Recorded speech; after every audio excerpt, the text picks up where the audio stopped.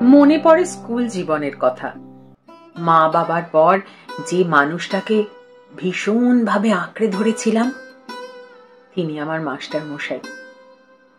বাবা ছোট একটা কোম্পানিতে চাকরি করতেন। কোম্পানি বন্ধ হওয়ার পর মায়ের সেলাইয়ের টাকা কটাই ছিল সম্বল। তা দিয়ে পেট চালানোর পর পড়াশোনাটাকে বিলাসিতা বলেই মনে হতো।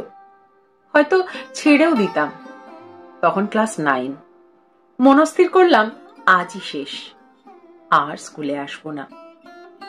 তাই মুখটা একটু বিষণ্ণ ছিল, কিন্তু সেটাও সেদিন মাস্টার মশাইয়ের নজর এড়ায়নি।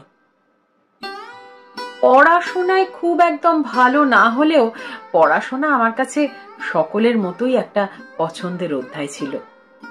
সেদিন মাস্টার মশাই আমাকে ডেকে জিজ্ঞাসা করেছিলেন আমার সমস্যার কথা। তারপর থেকেই মাস্টার মশাইয়ের হাতটা আমার মাথার উপর পেয়েছিলাম।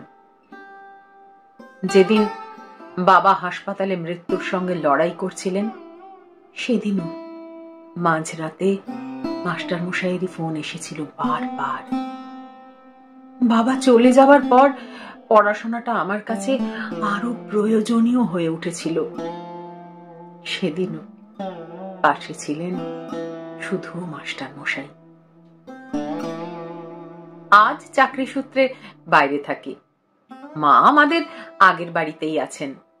নতুন চাকরি, ভাবছি একটা ভালো থাকার বন্দোবস্ত করে মাকে নিজের কাছে নিয়ে আসব। তার আগে একবার কিছুদিনের ছুটি নিয়ে বাড়ি যাব। মাকেও একবার দেখে আসব। আবার কিছুদিন পর শিক্ষক দিবসও আছে। মনে আছে মাস্টার মশাই সব সময় সাদা পাঞ্জাবি পরতেন। সত্যের লড়াই, যুক্তির পথে চলা, ন্যায্য অধিকার, সমাজ সেবা, নিজের কর্তব্যে অবিচল থাকা, এই সমস্ত আদর্শ যেন তার চেহারায় বর্ণিত হতো। সেই রকম একটা ধবধবে সাদা পাঞ্জাবি কিনলাম।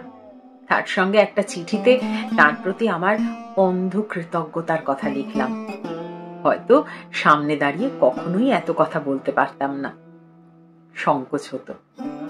ভাবলাম শিক্ষক দিবসের দিন নিজে মাস্টার মশাইয়ের বাড়ি গিয়ে দিয়ে আসব। পরদিন সকাল 9টা নাগাদ মায়ের ফোন। মাস্টার মশাই আর নেই। আজ সকালে আমার লেখা সেই চিঠিটা আর মাস্টার মশাইকে দেওয়া হয়নি।